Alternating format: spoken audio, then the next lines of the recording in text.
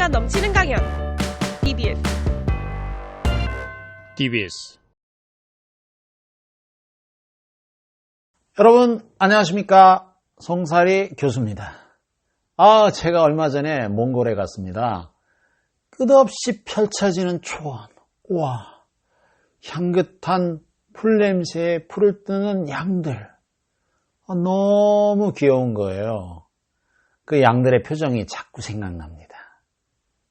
예, 사랑하는 여러분 가운데 주님에게 힘이 겹도록 연보한 분이 이 자리에도 많이 계실 겁니다. 그러나 죄를 씻지 않고 연보한 사람도 많이 있을 것입니다.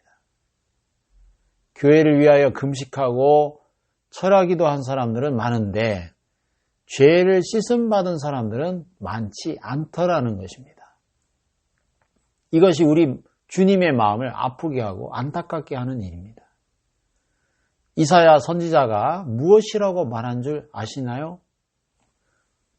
예, 이사야 1장 10절에 보면 너희 소돔에 관한들아 여호와의 말씀을 들을지어다. 너희 고모라의 백성아 너희가 내 앞에 보이러 오니 그것을 누가 너희에게 요구하였느뇨. 내 마당만 밟을 뿐이니라. 헛된 재물을 다시 가져오지 말라. 분향은 나의 가증이 여기는 바요. 월삭과 안식일과 대회로 모이는 것도 그러하니 성회와 아울러 악을 행하는 것을 내가 견디지 못하겠노라. 내 마음이 너희의 월삭과 정한 절기를 싫어하나니 그것이 내게 무거운 짐이라. 내가 지기에 곤비하였느니라. 너희가 손을 펼 때에 내가 눈을 가리우고 너희가 많이 기도할지라도 내가 듣지 아니하리니 이는 너희의 손에 피가 가득함이니라. 이사야 선지자는 이렇게 강하게 이야기를 했습니다. 이사야서는 구약 어느 성경보다도 죄사함에 관한 이야기를 명백하게 이야기하고 있습니다. 이사야 44장 22절 또 53장 등 여러 곳에서 죄를 씻는 이야기를 합니다. 죄를 씻기 전에 11조를 내고 기도하고 하나님을 위해 무엇을 하는 것을 받지 않겠다고 했습니다. 여호와의 손이 짧아 구원치 못하심도 아니요 귀가 둔하여 듣지 못하심도 아니라 오직 너희 죄악이 너희와 너희 하나님 사이를 내었고, 이사야 59장에서도 죄인이 드리는 것을 받지 않겠다고 기록하고 있습니다. 여러분, 우리가 잘 아는 대로 구약에서 제사장이 하나님 앞에 제사를 드릴 때 흠 있는 것이나 쩔뚝발이나 버짐 있는 제물을 드리면 하나님께서 받으셨습니까? 안 받으셨습니까? 그것은 무엇을 말합니까? 하나님께서는 죄 있는 자에게서 제물이나 예배를 받지 않겠다는 것입니다. 먼저 죄를 씻으라고 이야기합니다. 그런데 여러분, 우리 중에는 하나님은 상관하지 아니하시는데 껍데기만 번지르르하게 하고 속은 죄로 가득한 사람들이 많습니다. 그 사람이 정말 하늘나라에 갈 수 있을까요? 그 사람은 정말 예수님 편에 선 겁니까? 그 사람 속에 하나님이 정말 거하실 수 있습니까? 없습니다. 여러분 다시 한번 이야기하지만 그것은 돼지털의 주아르바리입니다. 어떻게 하면 우리가 구원을 받을 수 있는가?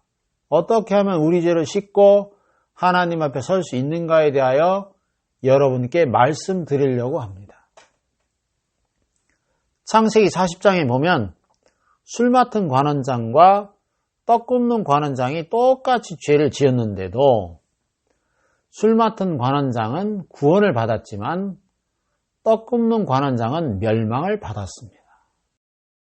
우리가 신앙생활을 하려면 그 까닭을 알아야 합니다.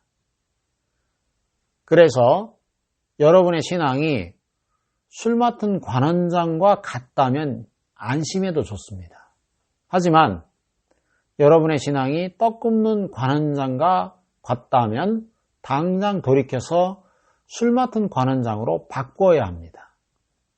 창세기 40장 1절에 보면 두 사람이 다 죄를 지었다고 기록하고 있는데 마지막 부분에 가면 한 사람은 구원을 받고 한 사람은 멸망을 받습니다.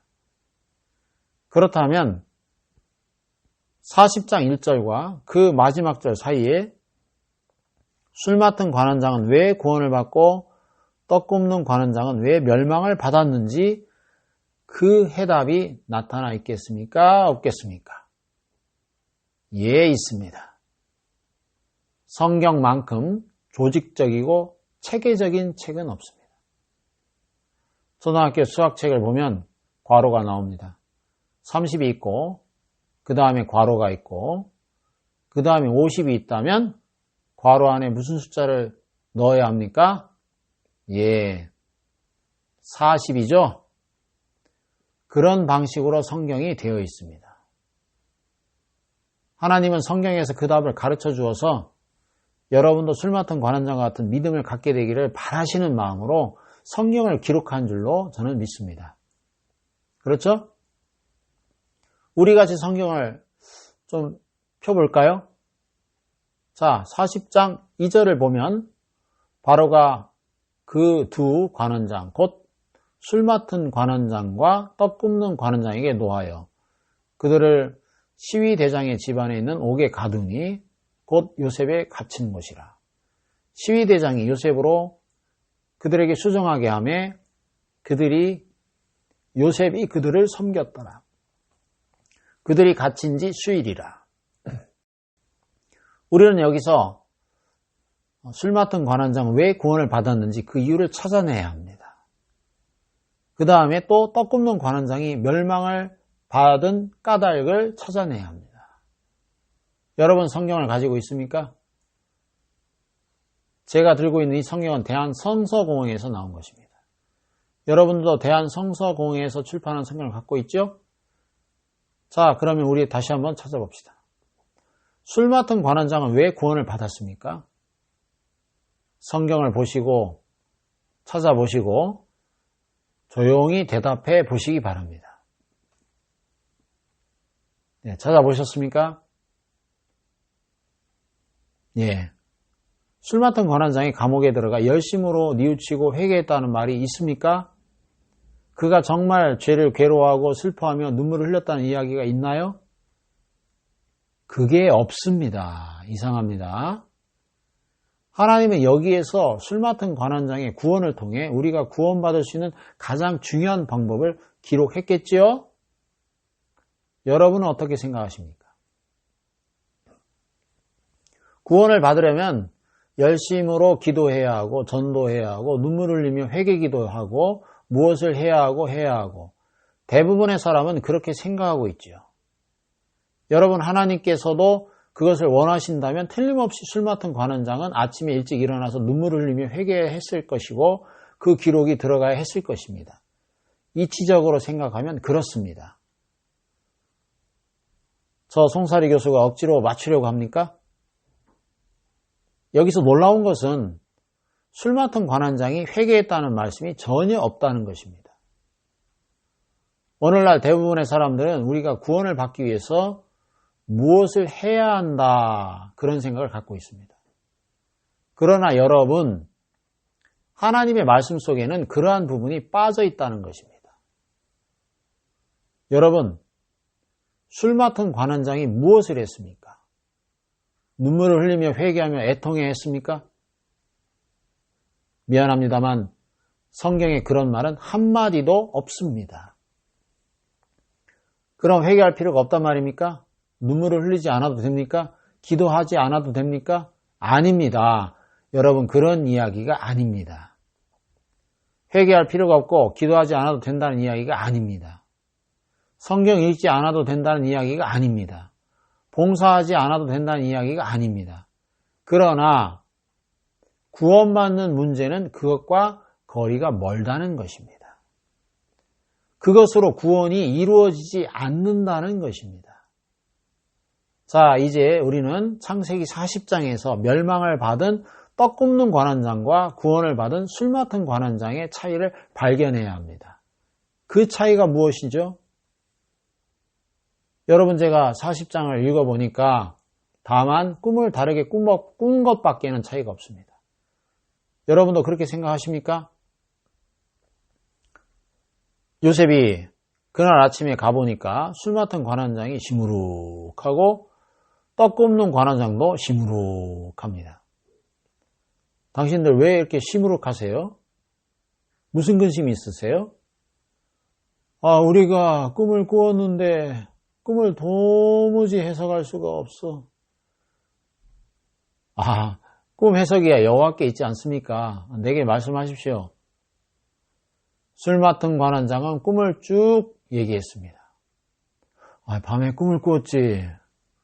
내가 임금님의 술을 맡고 있으니까 임금님 앞에 술을 가지고 가야 하는데 보니까 내 잔이 비어있더군.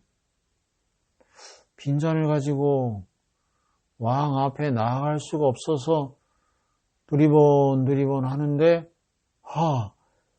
마침 내 앞에 있는 포도나무에서 가지 셋이 나오더니 싹이 나서 잎이 피고 꽃이 피고 포도송이가 금방 익어버렸어. 술 맡은 관원장이 왕 앞에 나아가 드릴 술이 없어 고민하고 있다가 포도나무를 보았을 때 얼마나 기뻤겠습니까?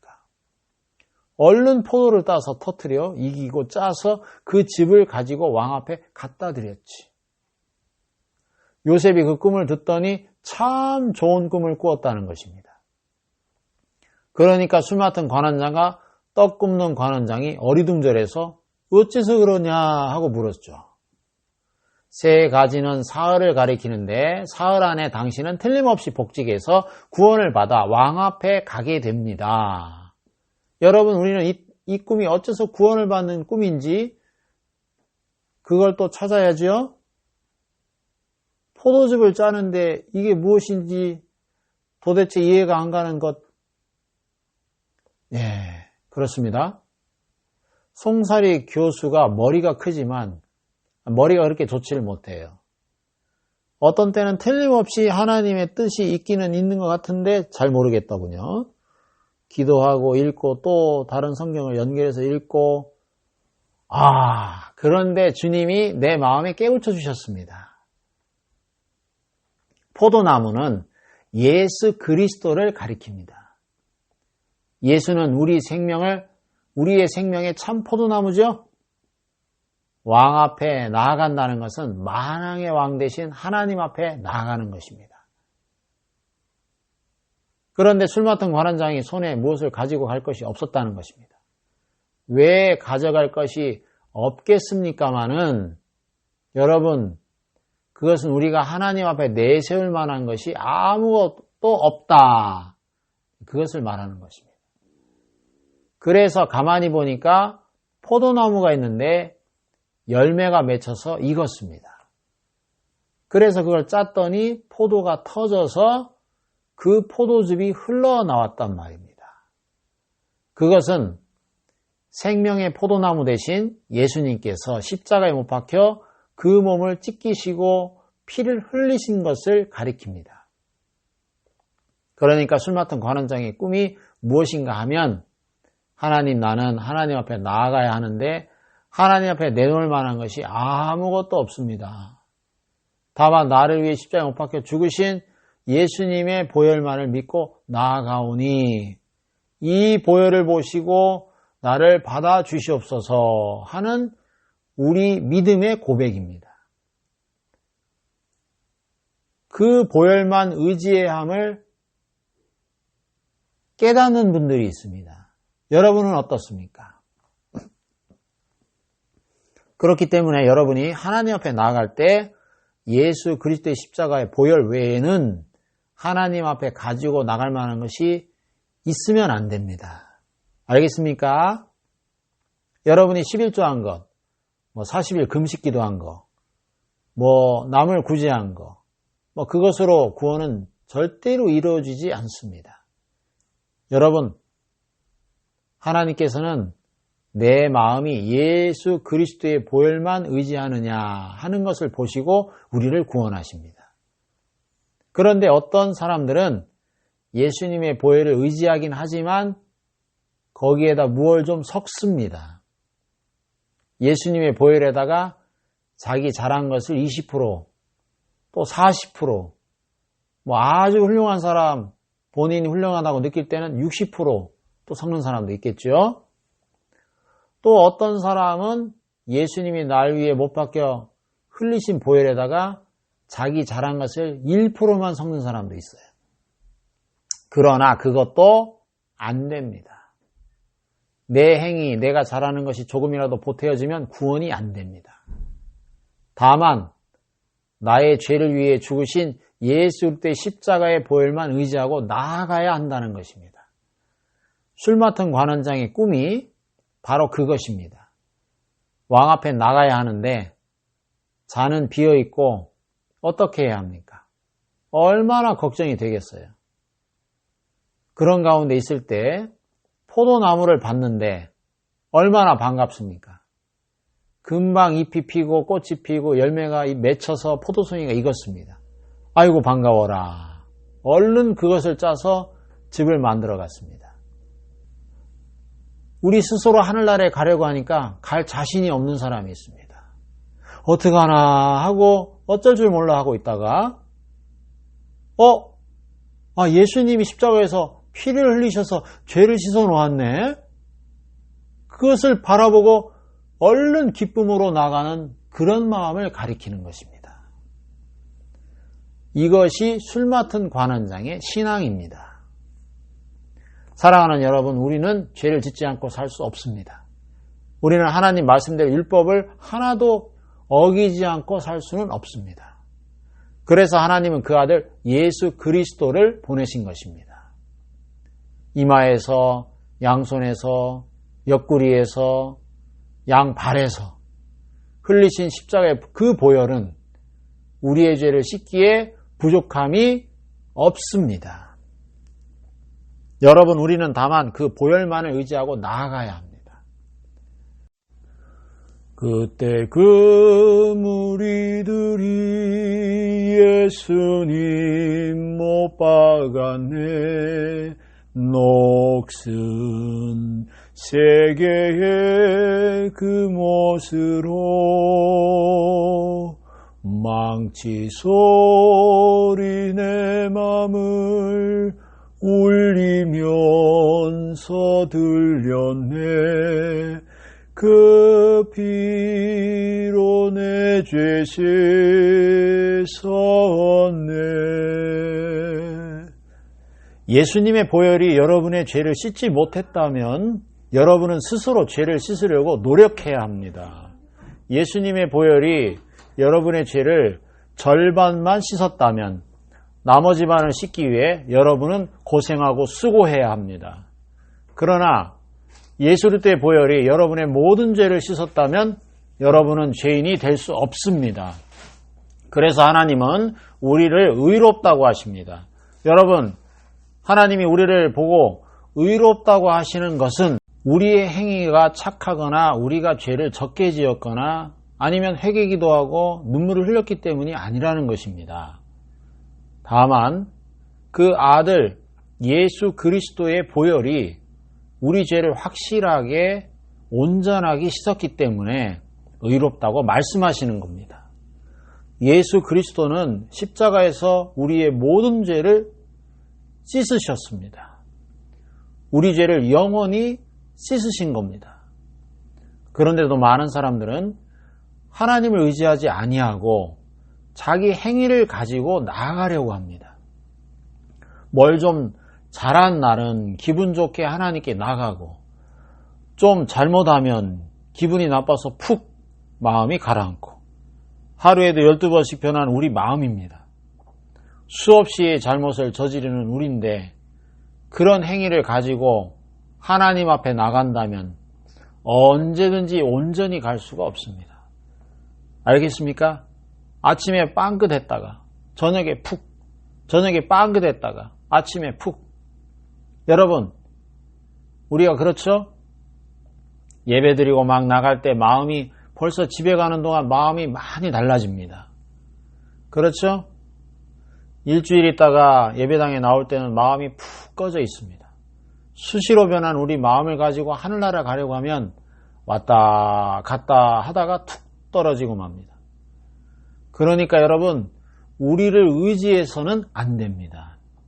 내 행위는 이미 멸망받기로 작정된 것이고 하나님의 은혜를 의지하고 간다는 말입니다. 여러분, 송사리 교수가 오늘 죽었다고 한번 해봅시다. 아이고 우는 사람 있겠죠? 아, 시원하다 하는 사람도 있을지 모르겠습니다. 어쨌든 뭐 앞산에 묻든지 뒷산에 묻든지 뭐 강물에 띄우든지 장사를 치를 겁니다. 이제 제가 주님 앞에 갑니다. 하늘 가는 밝은 길이 하면서 갑니다. 하나님 심판대 앞에 척 설 것입니다. 그런데 마귀란 놈이 나와서 너는 왔다. 너 잘 만났다. 좀 앉아까라. 마귀가 송사를 합니다. 하나님, 송사리 교수는 몇 년, 몇 월, 며칠 대한민국 충청도에서 태어났는데 태어날 때부터 죄 기질이 농후해서 죄를 지은 걸 보면 말도 못합니다. 자, 이제부터 시작합니다. 몇 년, 몇 월, 며칠 참외밭을 습격했고 딸기밭을 습격했고 또 곶감 훔쳐먹고 몇 년, 몇 월, 며칠에는 싸움하고 거짓말하고 욕하고 음란한 생각하고. 와, 내가 이렇게 나빴었나? 아마 여러분 모두가 그렇게 느낄 것입니다. 어쨌든 마귀가 논거하는 시간만 해도 몇 년 걸릴지 모르겠습니다. 하나님, 그것뿐인 줄 아십니까? 요건 얌체 같고 그러므로 지옥으로 보내는 것이 합당한 줄 아래요. 마귀가 그럴 것입니다. 그 뒤에 예수님이 나오십니다. 내가 마귀가 하는 이야기를 들을 때는 맥이 탁 풀렸는데 예수님이 나오시면 힘이 납니다. 예수님은 걱정하지 마십시오. 송사리 교수님. 내가 여기 있습니다. 걱정하지 마십시오. 하나님 아버지여, 방금 마귀가 얘기한 대로 송사리 교수 지금까지 저지른 죄를 인정합니다. 그런데 하나님, 잠깐만 제 옆구리 좀 보십시오. 여기 창자국 이게 왜 생겼습니까? 또 이마에 있는 가시관 자국, 양손에 못자국, 이것이 왜 생긴 겁니까? 바로 마귀가 지금까지 말한 송사리 교수의 모든 죄에 벌을 받은 증거가 아니겠습니까? 제가 십자가에 못 박혀 죽어서 그 벌을 다 받지 않았습니까? 사탄아 물러가라! 천사들이여, 어서 송사리 교수를 영접할지어다. 빰빠바밤 빰빠빠빰빠밤. 송사리 교수를 위하여 준비한 면류관이 있는가? 있고 말고요. 예, 이것은 연습입니다. 실제로 있는지 없는지는 모르겠지만, 예. 아무튼 저는 하늘나라에서 면류관을 받으면 딱 5분만 써고 벗고 싶습니다. 비디오로 빨리 촬영해. 비디오를 쭉 촬영한 후에 면류관을 쏙 벗어서 예수님, 아무래도 이것은 예수님께 드려야겠습니다. 예수님, 제가 무엇을 했습니까? 예수님이 내 죄를 씻어주시고 말씀을 주시고 은사를 주셔서 했죠. 내가 한 것은 아닙니다. 이 면류관을 주님께 드립니다. 받으시옵소서. 주님의 발 앞에 면류관을 놓고 집에 가서 비디오만 보면 되죠. 여러분, 정말 우리 주 예수 그리스도의 십자가의 보혈이 제 죄를 완벽하게 씻었습니다. 여러분의 죄는 완벽하게 씻어졌습니까? 마귀가 흠잡을 데 없도록 완벽하게 씻어졌습니다. 할렐루야! 예수님이 흘린 십자가의 보혈이 제 죄를 못 씻었다면 예수님의 죽음은 개 죽음이나 마찬가지입니다. 제 죄를 씻기 위해서 십자가에 못 박혀 흘린 피가 부정한 피나 다름없죠. 정말 우리 주님의 죽음은 개죽음이 아니었습니다. 제 죄를 명백하게 씻으셨습니다. 그래서 우리가 예수님을 믿는 것입니다. 예수님의 피만으로 충분하기 때문에 거기다가 우리 잘난 것을 보탤 필요가 없습니다. 예수님이 흘리신 보혈만으로 충분하기 때문에 우리가 다시 벌받을 필요가 없습니다. 하나님은 우리의 모든 벌이 예수님께서 받은 벌로 만족한다고 하십니다. 그래서 이 추하고 더러운 인간도 그날에 예수님의 보혈을 힘입어서 하나님 앞에 어여시 서는 것입니다. 지금은 여러분이 볼 때 제가 이렇지만 그날의 제 호위병은 모두 천사들입니다. 천사야, 예! 치약 가져오너라. 저 생명나무 꼭대기에서 두 번째 가지에 달린 열매 좀 따오너라. 맛 좀 보자. 입이 커서 먹는 건 참 제가 좋아하죠. 하여튼 여러분, 그런 은혜를 입는 것은 다만 예수 그리스도의 보혈뿐입니다. 오늘날 많은 사람들이 그 은혜를 입지 못하는 이유는 산수도 못하면서 예수님의 보혈에다 자꾸 더하기를 더하려고 하기 때문입니다. 이제 더해놓은 것 다 빼기로 합시다. 그리고 예수님의 보혈만 의지하고 나아가야 합니다. 알겠습니까? 자, 술 맡던 관원장의 꿈을 요셉이 해석했습니다. 이건 정말 길몽입니다. 세 가지는 사흘을 의미하는데 사흘 안에 틀림없이 석방될 것입니다. 그리고 구원을 받게 되면 저를 기억해 주십시오. 나를 잊지 말아 주십시오. 옆에 떡 굽는 관원장이 꿈 해몽을 듣고 있다가 빙그레 웃으며 나도 꿈을 꿨어. 무슨 꿈입니까? 이 사람과 비슷한 꿈이요. 꿈에 보니까 내가 흰떡 세 광주를 이고 가는데 떡 굽는 관원장이 얼마나 신이 났겠습니까? 제일 위에는 갖가지 구운 식물들이 놓여 있었지. 그런데 공중의 새들이 그걸 쪼아 먹더구만. 이것은 좋은 꿈이 아니오. 에? 어째서요? 역시 세광주리는 사흘을 의미하는데 사흘 후에 바로가 당신의 목을 끊고 나무에 매다는데 공중의 새들이 당신의 고기를 뜯어먹을 것입니다. 예, 흉측한 이야기입니다만 사실입니다. 그 떡은 바로 예수 그리스도를 나타냅니다. 우리가 성찬식을 할 때 떡과 포도주를 가지고 성찬식을 하죠?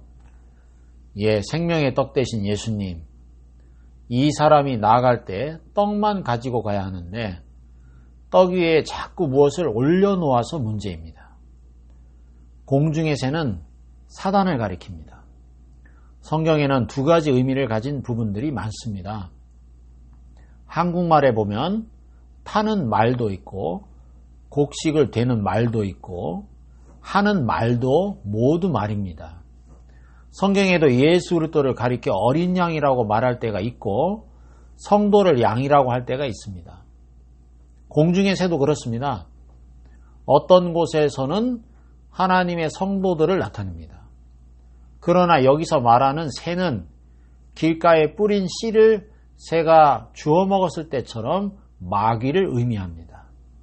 여러분, 우리가 주님 앞에 나아갈 때 떡 대신 주님만 의지해야 하는데 거기에다가 내가 좋아하는 것을 자꾸 보태니까 하나님은 받으실 수가 없어서 멸망을 당한다는 사실을 우리에게 이야기하고 있는 거죠. 사랑하는 여러분, 저는 오늘 이 시간 우리는 술 맡은 관원장과 떡 굽는 관원장의 이야기에서 그들이 왜 구원을 받고 멸망을 받았는지 살펴보았습니다.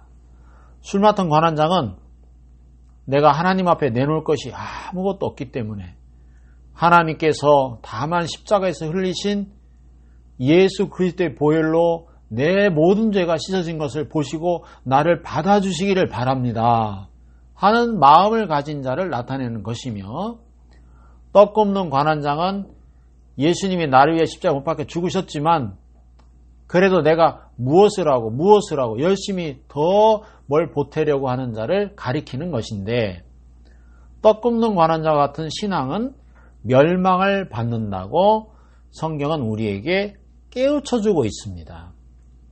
자, 잘 들어보십시오.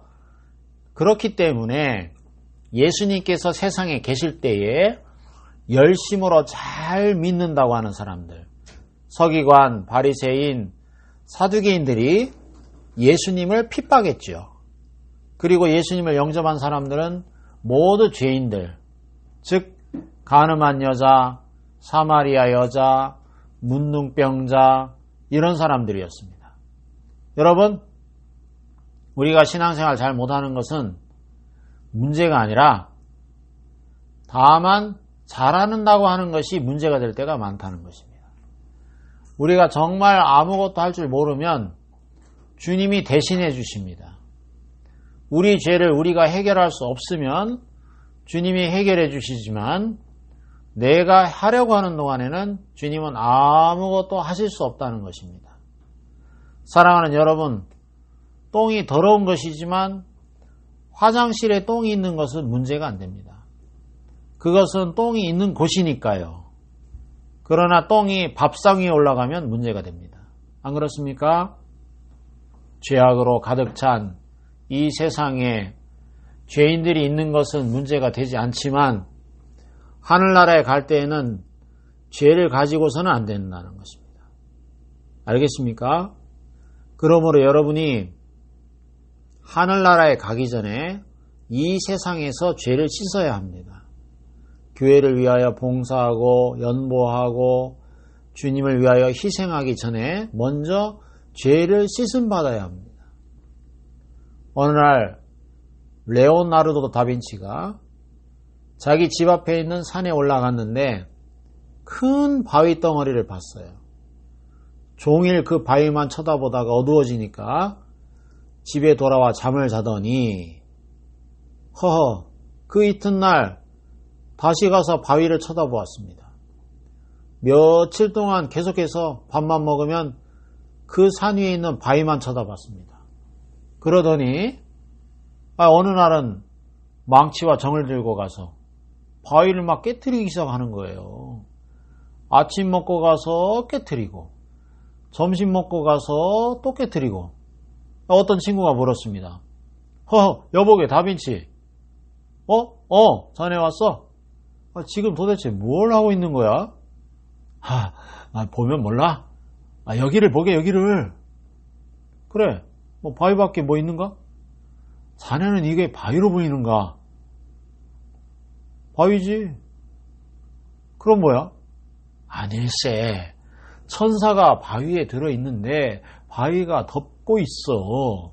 나도 천사를 덮고 있는 바위를 깨트려 이 천사를 해방시키려고 하는 거야. 다빈치는 계속해서 바위를 깨트렸습니다. 하루, 이틀, 한 달, 2달이 지나자 아닌 게 아니라 천사의 모습이 바위에서 나타나기 시작했습니다.